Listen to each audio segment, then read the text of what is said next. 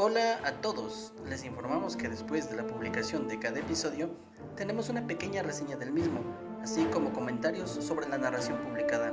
También nos gustaría tener su participación en los comentarios. Saludos navegantes de la ciencia ficción. Hasta pronto. 7. No se me había ocurrido, pero en la Tierra éramos verdaderas celebridades. Al llegar a Mondale, el secretario general saludó personalmente a cada uno de nosotros. Era un hombrecito negro, muy anciano, llamado Yakibi Oyuku. La pista de aterrizaje estaba rodeada por miles, tal vez millones de espectadores que trataban de acercarse todo lo posible.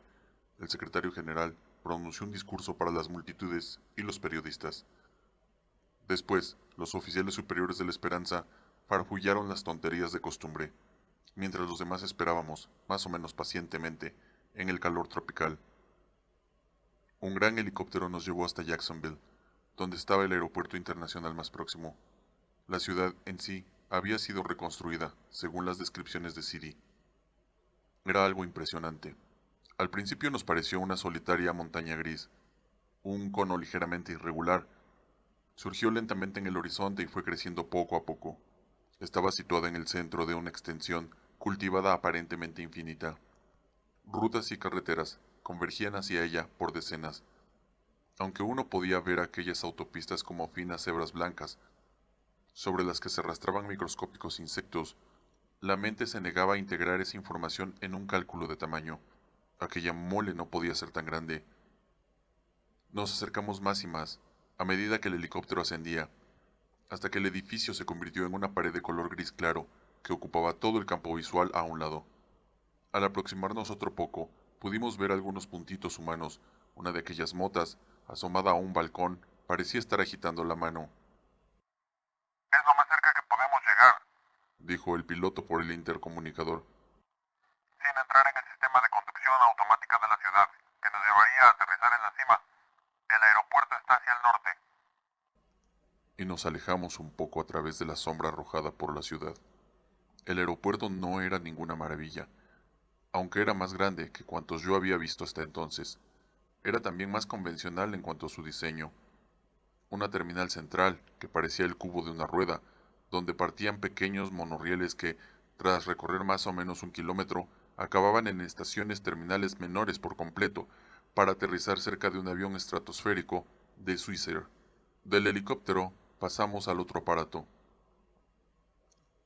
El trayecto que debíamos recorrer estaba cerrado por cordones y circundado por una multitud que nos lanzaba vítores. Con 6 billones de desocupados no costaría mucho reunir una multitud con cualquier excusa. Temí que nos esperaran más discursos. Pero entramos directamente en el avión. Los camareros, hombres y mujeres, nos trajeron emparedados y bebidas mientras la multitud se dispersaba.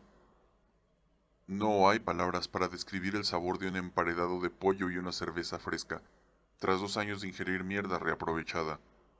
El señor Oyuko nos explicó que nos llevarían a Ginebra, al edificio de las Naciones Unidas, donde esa misma noche recibiríamos los honores de la Asamblea General. ¿Dónde nos van a exhibir?, pensé al escucharle. Él comentó que casi todos teníamos parientes esperándonos allí. Al cruzar el Atlántico notamos que el agua parecía extrañamente verdosa. Aquello despertó mi curiosidad y lo anoté mentalmente para interrogar a la camarera, pero los motivos no tardaron en hacerse evidentes. Se trataba de una granja, 4 enormes balsas. Debían ser gigantescas, aunque yo no tenía modo de calcularlo, pues no sabía a qué altura volábamos. Avanzaban en lenta procesión sobre la superficie verde. Cada una dejaba una estela de color azul oscuro, que se desvanecía lentamente. Antes de que aterrizáramos descubrí que se trataba de una alga tropical cultivada para la alimentación. Ginebra era un solo edificio, al estilo de Jacksonville, aunque parecía de menor tamaño, tal vez porque le empequeñecían las montañas naturales entre las que estaba enclavada. La nieve que la cubría le daba un aspecto suave y bello. Caminamos un minuto por entre la nieve arremolinada. Qué placer no estar siempre a temperatura de interior. Hasta llegar al helicóptero, que nos llevó a la cima del edificio. Desde allí tomamos un ascensor, después una acera móvil, después otro ascensor y otra acera móvil. hasta un ancho corredor que llevaba a Thanstres 281B, recinto 45, según la dirección que me habían dado. Me sentía casi asustado cuando puse el dedo sobre el timbre. Ya me había hecho a la idea de que mi padre había muerto. El ejército nos esperaba en Puerta Estelar con esa clase de noticias. Pero eso no me preocupaba tanto como la idea de que mi madre se hubiera convertido súbitamente en una anciana de 84 años. Estuve a punto de lanzarme en busca de un bar para dejar en él un poco de sensibilidad, pero me sobrepuse y oprimí el botón. La puerta se abrió con prontitud. Había envejecido, pero no estaba demasiado cambiada. Tenía algunas arrugas más y el pelo gris se había puesto blanco. Nos miramos fijamente por un instante. Enseguida, al abrazarnos, noté con sorpresa y alivio que me sentía feliz de estar con ella. Me quitó la gorra y me hizo pasar a la sala de estar. Allí me esperaba una verdadera sorpresa. Allí estaba mi padre, de pie, serio y sonriente al mismo tiempo, con la inevitable pipa en la mano. Tuve un arranque de cólera contra el ejército, que se había equivocado en tal forma. Enseguida comprendí que no podía ser mi padre, con aquel aspecto, tal como yo lo recordaba desde la infancia. ¿Michael? ¿Mike? Él se echó a reír. ¿Quién si no, Willy? Mi hermano menor, ya maduro. No lo veía desde 1993, el año en que comencé la carrera universitaria. Por entonces tenía 16 años. 24 meses después estaba en la luna por cuenta de la Feno. ¿Ya te has cansado de la luna?, le pregunté, mientras cambiábamos un apretón de manos. Ah, no, Willy. Todos los años paso 1 o 2 meses en tierra firme. Las cosas han cambiado mucho. Cuando comenzaron a reclutar gente para ir a la luna, se sabía que solo había un viaje de regreso, pues el combustible costaba demasiado como para permitir licencias. Los tres nos sentamos en torno a una mesita baja de mármol. Mamá nos ofreció cigarrillos de marihuana. Hay tantos cambios, observé, antes de que comenzaran a hacerme preguntas. Háblenme de todo esto. Mi hermano agitó las manos riendo. Será una historia muy larga. ¿Dispones de un par de semanas? Era obvio que no sabía cómo dirigirse a mí. Indudablemente ya no era el hermano mayor. ¿Qué era entonces? ¿Su sobrino? De cualquier modo, Michael no es el más indicado para informarte. Dijo mamá. Los lunícolas hablan de la Tierra como las vírgenes del sexo, Vamos, mamá. con entusiasmo e ignorancia. Encendí uno de los cigarrillos e inhalé profundamente. Tenía un sabor dulce y extraño. Los lunícolas viven unas pocas semanas por año en la Tierra y pasan la mitad de ese periodo tratando de enseñarnos cómo se hacen las cosas.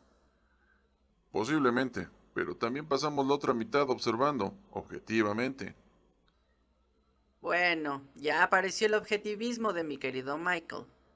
comentó mamá, recostándose hacia atrás con una sonrisa. Mamá, ya sabes que... Oh, diablos, cambiamos de tema. Willy dispone de toda la vida para averiguar quién tiene razón. Echó una calada a su cigarrillo, pero entonces noté que no inhalaba el humo. Háblanos de la guerra, hombre, me dijo. Se dice que estuviste en la fuerza de choque que luchó frente a frente contra los taurinos. Sí, no fue gran cosa. Es cierto, observó Mike. Dicen que se portaron como cobardes. Bueno, no tanto como eso, repliqué, mientras sacudía la cabeza para aclararla. Aquella marihuana me estaba aturdiendo un poco. Yo diría que no entendían muy bien de qué se trataba. Fue como una galería de tiro al blanco. Se pusieron en fila para que disparásemos, ¿Cómo es posible? dijo mamá. Las noticias decían que habían perdido a 19 compañeros. Dijeron que nos habían matado a 19. Eso no es verdad. No lo recuerdo con exactitud. Bueno, en realidad perdimos a 19 compañeros, pero solo 4 cayeron ante el enemigo.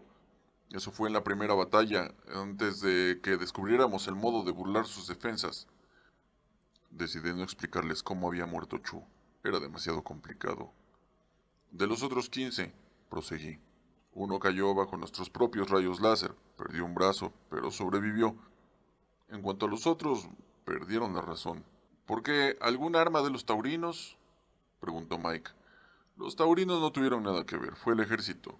Nos condicionaron para que tiráramos a matar sobre cualquier cosa viviente, una vez que el sargento activara el condicionamiento con unas palabras clave. Cuando salimos de ese estado, muchos no pudieron soportar el recuerdo. Se sentían carniceros. Tuve que volver a sacudir la cabeza un par de veces. La droga me estaba haciendo mucho efecto. Me levanté con cierto esfuerzo y murmuré: van a tener que perdonarme, llevo muchas horas en pie. Por supuesto, William. Mamá me tomó por el codo para conducirme hasta un dormitorio y prometió despertarme a tiempo para las festividades de la noche. La cama era cómoda hasta la indecencia, pero yo habría podido dormir apoyado contra un árbol nudoso. La fatiga, la droga, las excitaciones del día me habían agotado. Mamá tuvo que rociarme la cara con agua fría para despertarme. Después me condujo hasta un armario, del que me indicó dos vestimentas como adecuadas para la ocasión. Escogí la de color rojo ladrillo, pues el tono azul pólvora me pareció muy afectado. Tomé una ducha y me afeité. Después de rechazar los cosméticos, Mike, que estaba hecho una muñeca, se ofreció para ayudarme. Armado con la media página de instrucciones para llegar hasta la sede de la Asamblea General, salí de aquellas habitaciones. Me perdí 2 veces en el trayecto, pero en cada intersección de corredores había una pequeña computadora que proporcionaba instrucciones para llegar a cualquier parte en 14 idiomas distintos. En mi opinión, las ropas masculinas habían dado un paso atrás. Desde la cintura hacia arriba, la cosa podía pasar. Se usaba una blusa apretada de cuello alto con una capa corta, pero también un cinturón ancho y brillante, cosa completamente inútil, del que colgaba una pequeña daga con incrustaciones de piedras preciosas, que quizás sirviera para abrir la correspondencia. Los pantalones se fruncían en grandes pliegues, sujetos a algo más abajo de la rodilla por botas de tacón alto, de un material sintético brillante. Con un sombrero de plumas habría parecido un personaje de Shakespeare. Las mujeres estaban mucho mejor. Me encontré con Mary Gay ante la sala de la Asamblea General. Tengo la impresión de estar completamente desnuda, William. Pero te queda muy bien, de cualquier modo es lo que se estila. Casi todas las mujeres jóvenes con quienes me había cruzado llevaban un atuendo similar. Era una simple camisa con grandes aberturas rectangulares a ambos lados, desde la sisa hasta el ruedo, y el ruedo terminaba allí donde comienza la imaginación. El pudor exigía movimientos muy moderados y una gran fe en la electricidad estática. ¿Has visitado este lugar? Preguntó, tomándose de mi brazo. Entremos, conquistador.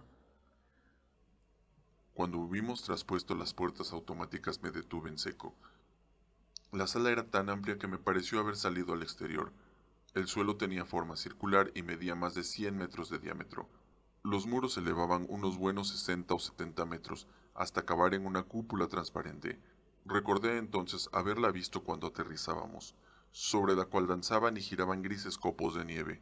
Las paredes eran de mosaico cerámico, con miles de figuras humanas que representaban cronológicamente los progresos de la humanidad. No sé cuánto tiempo pasé contemplándolos. Una vez cruzada la sala nos reunimos con los otros veteranos para tomar café. Era sintético, pero siempre mejor que la soja. Supe entonces con fastidio que ya no se cultivaba el tabaco en la tierra, salvo en pequeñas cantidades. Algunas zonas habían prohibido su siembra a fin de dedicar más tierras a la producción de alimentos. El poco tabaco disponible era muy caro y por lo general de pésima calidad, pues había sido cultivado por aficionados en pequeños patios o en canteros de balcón. El único tabaco bueno provenía de la luna. Su precio resultaba, bueno, astronómico. La marihuana, en cambio, era abundante y barata. En algunos países, como en Norteamérica por ejemplo, el gobierno la producía y distribuía gratuitamente. Ofrecí un cigarrillo a Mary Gay, pero ella lo rechazó.